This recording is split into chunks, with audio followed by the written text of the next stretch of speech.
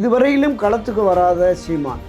சீமானுக்கு ஓட்டு போடுறது எங்களுக்கு பெருமைன்னு பேசுகிற இளைஞர்கள் அந்த பகுதியில் இருக்கிறாங்க. இந்த 18 வயது கடந்து 28-30 வயதுக்குள்ள இளைஞர்கள் 1.25 கோடி பேர் தமிழ்நாட்டில் இப்போ பெரிய வாக்காளராக இருக்காங்க. இதில் ஒரு 25-30% சீமானுக்கு போகும் அப்படிங்கிறாங்க. இந்த பாஜக வேட்பாளருக்கு அண்ணா திராவிட முன்னேற்ற கழகத்தினர் எந்த அளவுக்கு உடன்பட்டு போகிறாங்கன்னு தெரியல. ஏன்னா இந்த இஸ்லாமிய சமுதாய மக்கள் வசிக்கிற பகுதிகளுக்கு தாமரை கொடி எடுத்துகிட்டு போனால் அதிமுக சொல்கிறாங்களோ அந்த கொடியை சுருட்டிட்டு வாங்க, நம்ம அடுத்த தெருவுக்கு போய் பார்த்துக்கிடுவோம் அப்படிங்கிற மாதிரி இருக்கு. நான் குறிப்பிட்டு சொல்கிறது என்னென்னா, திராவிட முன்னேற்ற கழகம் ஏற்கனவே வெற்றி பெற்ற ஒரு தொகுதியை இழந்து விடக்கூடாது. பணம் பிரதானம் அல்ல, அதில் உறுதியாக இருக்கிறாங்க. ஒரு தொகுதியில் கூட நாம் தோற்றோம் இது இருக்கக்கூடாது அப்படின்னு 4 பிரிவு 5 பிரிவாக பிரிகிற பொழுது பலம் என்பது கூட்டணி பலம் திராவிட முன்னேற்ற கழகத்தில் இருக்குது. அது ஆட்சி கட்சியாகவும் இருக்கிறது. அவர்கள் மக்களை கவனிக்கும் விதமாக கவனித்தால் வெற்றியை எளிதில் அவங்க பெற்றுவிட முடியும் என்கிற கருத்தாக்கம் மானாமதுரைக்கும் பொருந்தும் தான் நான் பார்க்குறேன். 40,000 ஓட்டு 50,000 ஓட்டில் ஜெயிச்சிருவேன் அப்படின்லாம் யாரும் மாறுதட்டி கொள்ளவே முடியாது. ஏனென்றால் புதிதாக களத்துக்கு வந்திருக்கிற தாவேக்கா பல தொகுதிகளில், ஏன்னா 237 தொகுதி அவங்க களம் இறங்கிட்டாங்க. அதில் பல தொகுதிகளில் 20,000 30,000 50,000 வாக்குகளை பிரிச்சுடுவாங்க. இப்போ இந்த அவர்கள் பிரிக்கிற வாக்கு யாருக்கு சேதாரத்தை ஏற்படும்? அனைத்து இந்த அதிமுக இந்த ஆட்சியின் மீது மக்களுக்கு வெறுப்பு இருக்கிறது. நம்முடைய கட்சி பலம் கூட்டணி பலமும் அதற்கு இணையாக இருக்கிறது. நாம் வெற்றி பெற்று விடுவோம், மக்கள் ஆதரவு நமக்கு இருக்கிறது என்று எடப்பாடி பழனிசாமியும் கட்சியினரும் நம்புகிறார்கள். மக்கள் என்ன முடிவெடுக்கப் போகிறார்கள்?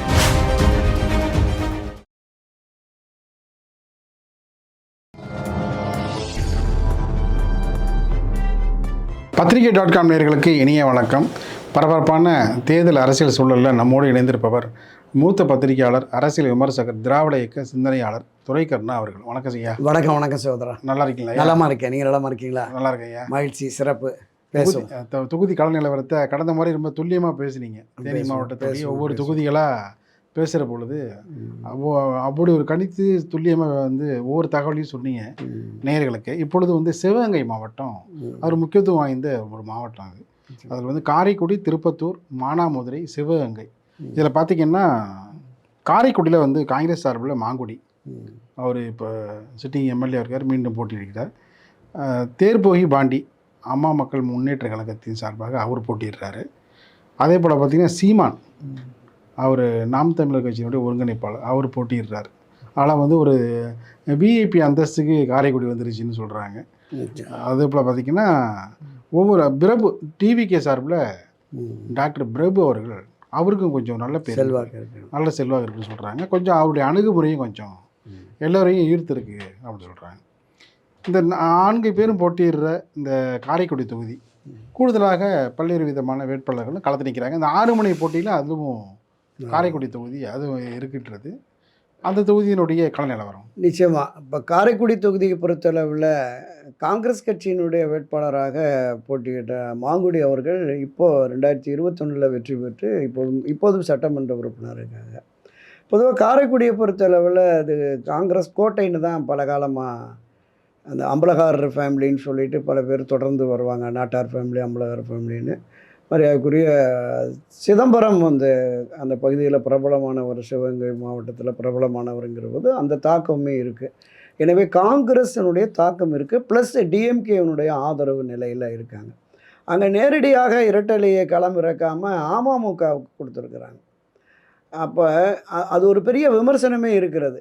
திராவிட முன்னேற்ற கழகத்தில் வலிமைமிக்க வேட்பாளராக இருப்பவர்களுக்கு எதிராக இரட்டை இலையை அனைத்து இந்த அதிமுக வேட்பாளரை களம் இறக்காமல் தோழமை கட்சிகளுக்கே தள்ளி விட்டார்.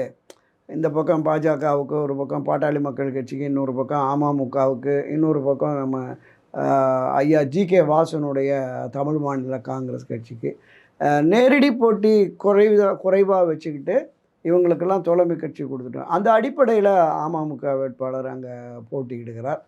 எனவே காரைக்குடியை பொறுத்தளவில் காங்கிரஸ் வலிமையாக இருக்கிறது. திராவிட முன்னேற்ற கழகம் ஆட்சி கட்சி வலிமையாக இருக்கிறது.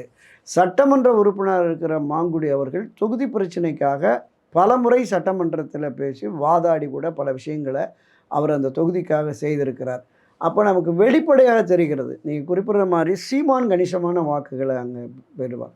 இப்போ இதுவரையிலும் களத்துக்கு வராத சீமானுக்கு ஓட்டு போடுறது எங்களுக்கு பெருமைன்னு பேசுகிற இளைஞர்கள் அந்த பகுதியில் இருக்கிறாங்க. இந்த 18 வயது கடந்து 28, 30 வயதுக்குள்ள இளைஞர்கள் 1.25 கோடி பேர் தமிழ்நாட்டில் இப்போ புதிய வாக்காளராக இருக்காங்க.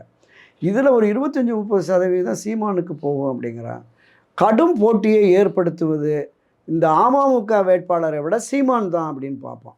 இப்போ இதை தாண்டி நீங்கள் குறிப்பிட்ட பிரபு தமிழக வெற்றி கழகத்தின் சார்பில் இந்த விஜயினுடைய தாக்கம் ஒட்டுமொத்தமாக 25-20%, 18% அவருக்கு கிடைக்கும் அப்படிங்கிறார்.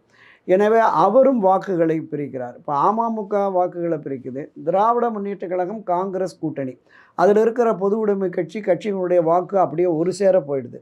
அப்போ அந்த வாக்கு சதவீதம் உயர்ந்துகிறதுக்கு எதிரான வாக்குகள் எங்கெங்கே போகுது? டிவிக்கே போகுது, சீமான் போகுது, அமமுக போகுது. இதை தாண்டி அந்த பகுதியில் புதிதாக அனைத்து இந்திய புரட்சி தலைவர் மக்கள் முன்னேற்ற கழகம் இந்த கட்சியை தொடங்கிய திருமதி வி.கே. சசிகலா அவர்களும் தென் மாவட்டங்களில் கணிசமான இடங்களில் இந்த சிவகங்கை, காரைக்குடி உட்பட பல இடங்களில் தங்களுடைய வேட்பாளரை போட்டிருக்காங்க. இப்போ அவங்களும் கொஞ்சம் வாக்குகளை பிரிப்பதற்கான வாய்ப்பு இருக்கிறது. அப்போ இந்த வாக்குகள்லாம் பிரிகிற பொழுது மாங்குடி நிச்சயமாக அந்த தொகுதியில் எளிதாக வெற்றி பெற்று விடுவார் அப்படிங்கிறத என்னோட பார்வை. அடுத்ததாக திருப்பத்தூர் KR பெரியகிருப்பன் அமைச்சர் அவர் வந்து போட்டிடுறாரு. அதே போல் KC திருமாறன் அவர் ஃபார்வர்டு பிளாக்குடைய தலைவர், அவர் பாஜக கூட்டணி சார்பாக தாமரை சின்னத்தில் அவர் போட்டிடுறாரு. அதுபோல் சீனிவாச சேதுபதி தாவேக சார்பில் போட்டிடுறாரு. அதே போல் ரம்யா மோகன் நாம் தமிழர் கட்சி சார்பாக அவங்க போட்டிடுறாங்க. இருந்தாலும் அங்கேயும் வந்து 6 மணி போட்டி நிலவுகிறன்றது, சுயேட்சைகளும் போட்டிடுறாங்க. உங்கள் பார்வை? இல்லை, KR பெரியகிருப்பன் அமைச்சராக இருக்கிறார். பொதுவாக இந்த சட்டமன்ற தேர்தலில் 2026 சட்டமன்ற தேர்தலில் திராவிட முன்னேற்ற கழகத்தின் சார்பில் போட்டியிடுகிற முதலமைச்சர், துணை முதலமைச்சர் உள்ளிட்ட அத்தனை அமைச்சரவை சகாக்களும் நிச்சயம் வெற்றி பெற்று வந்துடுவாங்க. ஒரு அமைச்சர் கூட தோற்பதற்கான வாய்ப்பே இல்லை. அது நம்ம தெளிவாகவே நான் தெரியும். அந்த பகுதிகளில் பார்த்துருக்கேன். திருமாறன் வந்து நல்ல அளவில் அந்த பகுதிகளில் முக்குளத்தூர் மத்தியில் செல்வாக்கு, ஃபார்வர்ட் பிளாக் மத்தியில் செல்வாக்கு. ஆனால் வாக்குகள் வந்து அந்த பகுதியில் அதுதான் சொல்கிறேன். இப்போ அந்த முக்குளத்தூர் வாக்குகள் பெரும்பான்மையான வாக்குகள் மற்ற கட்சி வேட்பாளரோட பாஜக வேட்பாளருக்கு வருவாங்க.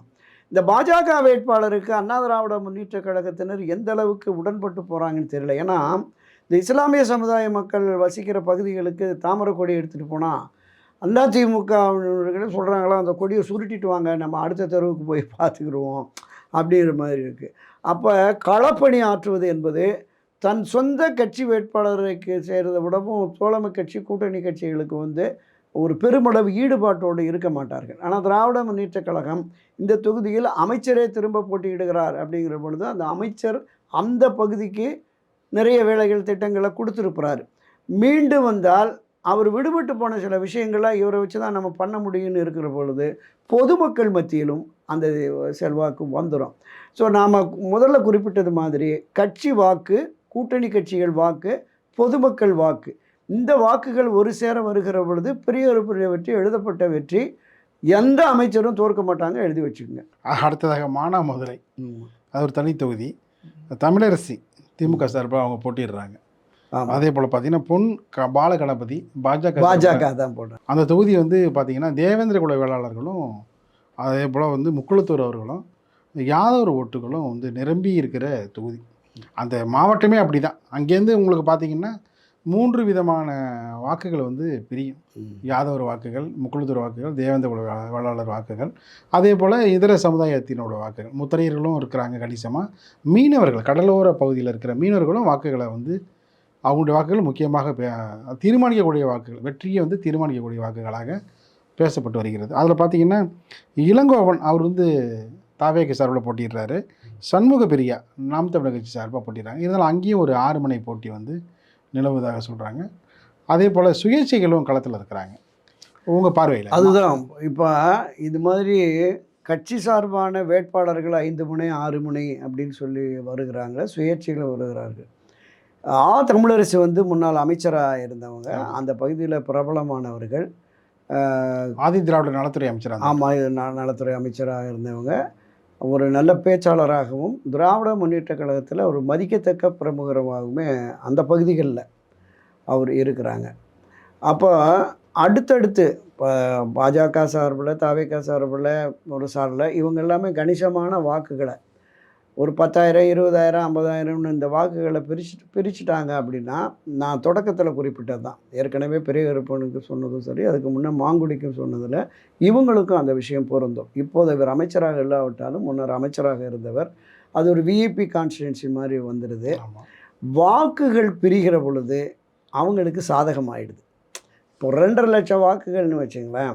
இந்த 2.5 லட்சம் வாக்குகள் அந்த தொகுதியில் இருக்குன்னா 2 லட்சம் வாக்குகள் பதிவாகுதுன்னு வச்சுங்க. இந்த 2 லட்சம் வாக்குகளை 20,000, 10,000ன்னு சொல்லி இவங்க ஒரு 70, 80,000 வாக்குகளை வந்து 1,00,000, 1,20,000 ஓட்டுகள், அது 80,000, 90,000 வாக்குகள். அந்த மீதம் உள்ளது 4-5 பிரிவுகளாக பிரிகிற பொழுது அதிகபட்சமாக ஒரு 1,000, 2,000 ஓட்டில் தமிழரசி வெற்றிக்கான வாய்ப்பு அங்கேயும் மானாமதுரையிலுமே இருக்குது. நான் குறிப்பிட்டு சொல்கிறது என்னென்னா, திராவிட முன்னேற்றக் கழகம் ஏற்கனவே வெற்றி பெற்ற ஒரு தொகுதியை இழந்து விடக்கூடாது.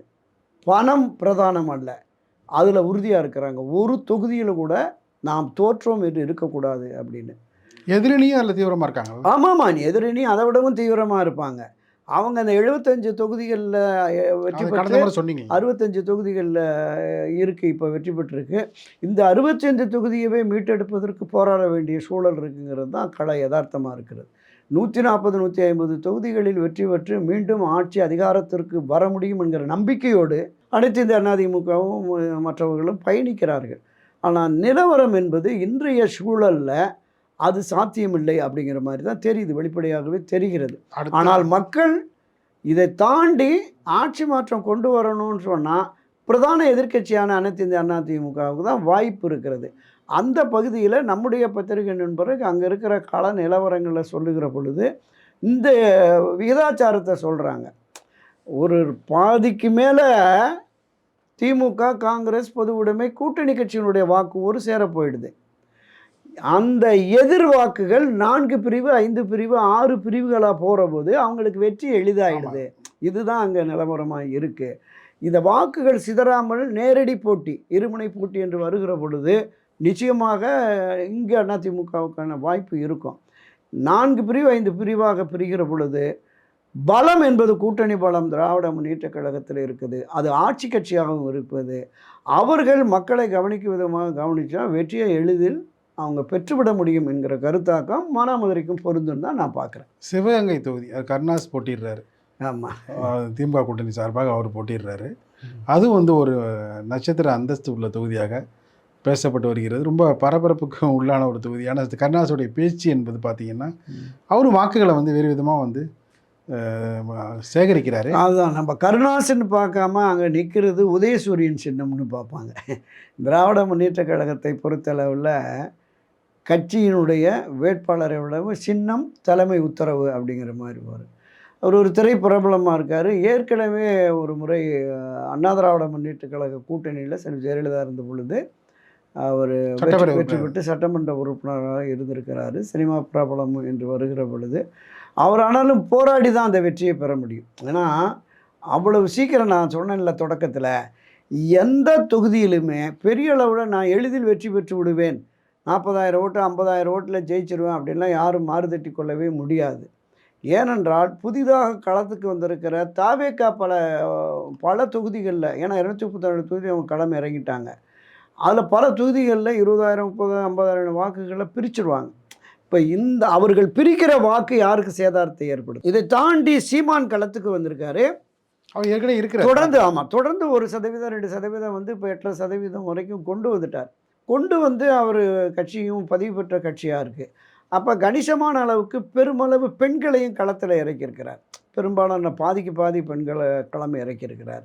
ஸோ அவர்களும் வாக்குகளை பிரிக்கிறதுக்கான கூடுதலாக 8%ங்கிறது இன்னும் ஒரு 2% கூடுதலாக போச்சுன்னா அது யாரை பாதிக்கும்? ஆட்சி கட்சியான திமுக பாதிக்குமா, எதிர்கட்சியான அனைத்து அதிமுக பாதிக்குமாங்கிறது நம்ம தேர்தல் ரிசல்ட்டில் தான் தெரியும். என்னை பொறுத்தளவில் நீங்கள் குறிப்பிட்ட சிவகங்கை மாவட்டத்தில் திமுக, காங்கிரஸ் திமுக, காங்கிரஸ் கூட்டணியில் இருக்கிற கருணாஸ், இந்த 4 பேருமே வெற்றி பெறுவதற்கான வாய்ப்பு இருக்கிறது. அதிமுக சார்பில் பிஆர் செந்தில்நாதன் அவர் போட்டிடுறார் கருணாஸை எதிர்த்து. அதே போல் பார்த்தீங்கன்னா தாவேக சார்பில் ராணி நாச்சியார் அவர் போட்டிடுறாங்க. அங்கேயும் பார்த்தீங்கன்னா ஒரு 4 முனை போட்டி தான். பார்த்தீங்கன்னா பெரிய லெவலில் உங்களுக்கு அம்மையார் சசிகலா அவர்களும் மருத்துவர் ராமதாஸ் அவர்களுடைய வேட்பாளர்களும் பெரிய அளவில் அங்கே பேசப்படவில்லை இது வரைக்கும். அந்தமாரி தென் மாவட்டத்தில் பெரிய லெவலில் அவங்க பரபரப்பாக உண்டு பண்ணது எதுன்னா நம்ம உசிலம்பட்டி தொகுதியில் தான் அவர் ஓபிஎஸ் நம்பி போனாங்கல்ல, அவர் வந்து வாய்ப்பு அவர் தான் வந்து இப்போ அவங்களுக்கு சார்பாக போட்டி தான் அங்கே தென் மாவட்டத்தில் அது ஒரு தெரிஞ்ச முகமாக இருக்குது. வேறு எந்த தொகுதியும் அவ்வளோதான் ஒன்றும் இல்லை. அந்த அதாவது இப்போ சிவகங்கை தொகுதியை பொறுத்தளவில் கருணாஸுக்கு எதிராக நேரடியாகவே அனைத்து இந்திய அண்ணா திராவிட முன்னேற்ற கழக வேட்பாளர் செந்தில்நாதன் பகுதியில் பிரபலமானவர், எந்த மாற்று கருத்துமே இல்லை. அடுத்தடுத்த நிலைகளில் இருக்கிற மற்ற அரசியல் கட்சியினருமே தாவேகா உட்பட மற்ற அரசியல் கட்சியினருமே கணிசமான வாக்குகளை பெற்று விடுவார்கள், அதில் மாற்று கருத்து இல்லை. இப்போ அனைத்து இந்திய அண்ணா திராவிட முன்னேற்ற கழகத்தின் சார்பில் வெற்றி பெற்று இவர் திராவிட முன்னேற்ற கழகத்திற்கு அணிமாறி சென்றார் என்கிற விமர்சனத்தை, கருணாஸ் நம்பிக்கை துரோகம் பண்ணிட்டார் அப்படிங்கிற மாதிரியான விமர்சனம் வருகிற பொழுது அவருக்கு ஆதரவான நிலையில் சமுதாய வாக்குகள் கொஞ்சம் சேருகிற பொழுது போட்டி கடுமையாக இருக்கும், அதில் மாற்று கருத்தே இல்லை. கருணாசனுடைய தேர்தல் பிரச்சார யுக்தி, ஏன்னா அந்த 4 தொகுதிகளில் எல்லோருமே நட்சத்திர வேட்பாளர்கள், உண்மையான நட்சத்திரம் கருணாஸ் தான்.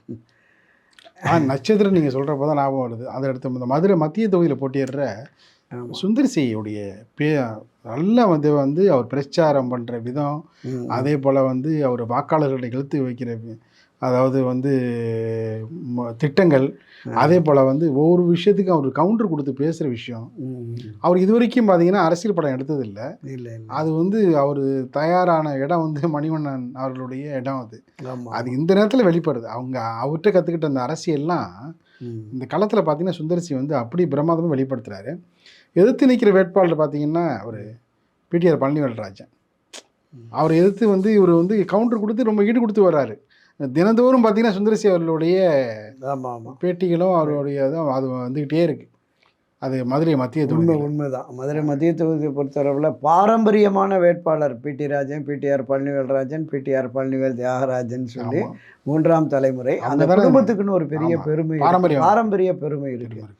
இப்போ நம்ம மக்கள் வந்து திரைப்பிரபலம் குஷ்புவின் கணவர் சுந்தர்சி, ஆமாம், இவருக்கு இந்த முறை ஓட்டளித்து நம்ம பண்ணுவோம் அப்படிங்கிற மாதிரி. இன்னொன்று என்னென்னா, பழனிவேல் தியாகராஜனுக்கு திராவிட முன்னேற்ற கழகத்தில் இருக்கிற நிர்வாகிகள் மத்தியிலே கூட இவர் ஒரு அனுசரணையாக இருக்க மாட்டேங்கிறாரு. சராசரி அரசியல்வாதியாக பழனிவேல் தியாகராஜனை பார்க்க முடியாது நம்ம.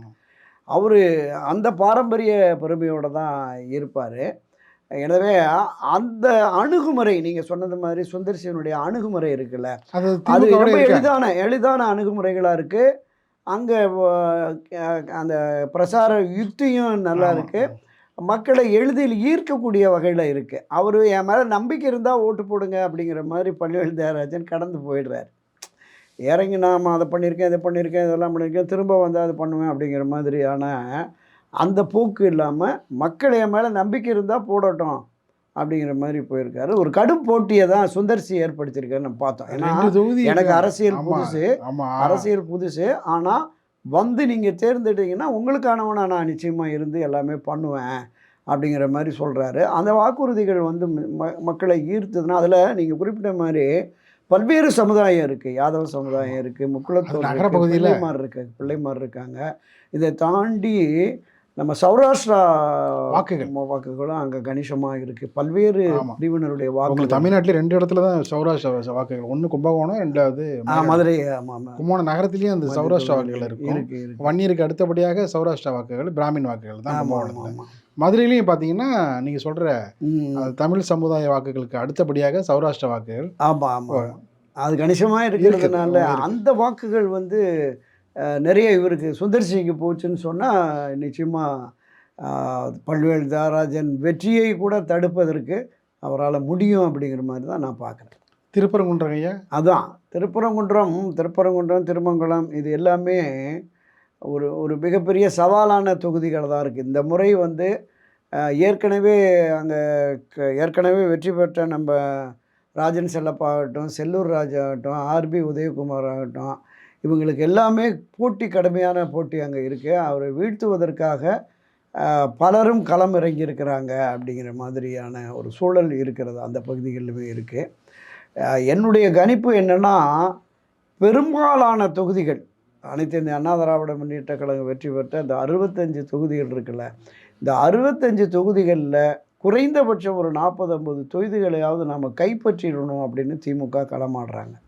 இப்போ இதை விட தீவிரமாக அனைத்து இந்த அண்ணா திமுக இதோடு நம்ம ஒரு 100 தொகுதியை பெற்று ஒரு 100-150 தொகுதிகளை பெற்று நம்ம வந்து மீண்டும் ஆட்சி அமைக்கணும் அப்படிங்கிற மாதிரியான ஒவ்வொரு தொகுதியினுடைய வேட்பாளர்கள் எல்லாரும் பார்த்தீங்கன்னா, உதாரணத்துக்கு ஒரு பானை சோற்றுக்கு ஒரு சோறு பதாங்கிற மாரி விஜயபாஸ்கர் எப்படி இருக்காரோ அதிமுகவில் முன்னாள் அமைச்சர், அதே போல தான் அந்த 60 பேர் 65 பேர் இருக்காங்க எல்லா தொகுதியிலும். பார்த்தீங்கன்னா அது எளிதில் போய் வந்து அவளை சீக்கிரம் வெல்ல முடியாது போட்டிருக்கு. அந்த மாரி தான் இருக்குது. அவர் போட்டிருக்க வேட்பாளர்களுமே அவர் காலத்தில் அவரோட அமைச்சர்களாக இருந்தவர்கள், அவரோட சட்டமன்ற உறுப்பினராக இருந்தவங்க தான் ஒரு 100-120 தொகுதி போட்டிருக்காரு. 40-50 பேர் தான் பொதுமுகம் போட்டிருக்கிறார். அதனால தான் சொல்கிறேன், போட்டி கடுமையாக இருக்கும். இந்த சதவீத வாக்குகள் அதிகமாக, இந்த பெர்சன்டேஜ் ஆஃப் ஓட்ஸும் கூட அதிகமாக திமுக வாங்கியெல்லாம் ஜெயிக்க முடியாது. இந்த இழுபறியில் நெக் டு நெக்குன்னு சொல்லுவாங்கள்ல, அந்த மாதிரியான சூழலில் ஆட்சி கட்சியாக இருப்பதாலும் கூட்டணி பலம் இருப்பதாலும் நாம் வெற்றி பெற்று விடுவோம் என்று திமுக நம்புகிறது. அனைத்து இந்த அண்ணா திமுக இந்த ஆட்சியின் மீது மக்களுக்கு வெறுப்பு இருக்கிறது. நம்முடைய கட்சி பலம் கூட்டணி பலமும் அதற்கு இணையாக இருக்கிறது. நாம் வெற்றி பெற்று விடுவோம், மக்கள் ஆதரவு நமக்கு இருக்கிறது என்று எடப்பாடி பழனிசாமியும் கட்சியினரும் நம்புகிறார்கள். மக்கள் என்ன முடிவெடுக்கப் போகிறார்கள்? அந்த ஆட்சி தொடர வேண்டுமென்றால் திமுக மறுபடியும் வந்துட போகுது, இல்லை ஆட்சி மாற்றத்தை கொண்டு வர வேண்டும் என்று இந்த முறை கருதுவார்களே என்றால் அனைத்து இந்திய அண்ணா திமுகவுக்கு தான் வாக்குகள் போகும். கட்சி பலம் என்று பார்க்குற பொழுது திமுக கூட்டணி பலமாக இருக்கிறது. அந்த அடிப்படையில் தான் இப்போ வருகிற கருத்து கணிப்புகள் வந்து மாறி மாறி வருது. கடந்த ஒரு வார காலமாக அதிமுக சாதகமாக இருந்தது. அதுக்கு முன்னே திராவிட முன்னேற்ற கழகம் நேற்று வந்து ஒரு தனியார் கருத்து கணிப்பில் வந்து இவர் தான் அதிகமான வெற்றினாங்க. அந்த கருத்து கணிப்பு பொய்யானதுன்னு அந்த நிறுவனமே கூட சொல்லிருச்சு. அதனால் இந்த வலைத்தளங்கள் ஊடகங்கள் இது இப்போ வந்து ஏராளமான கருத்து கணிப்புகளை விடும். ஆனால் மக்கள் கருத்து என்ன என்பது நமக்கு தேர்தலின் போது தெரிஞ்சிடும். நிகழ்ச்சி பங்கேற்று பல கருத்துக்கள் தெரிவித்தமைக்கு இதே எங்கேருந்து நன்றி. நன்றி. வணக்கம்.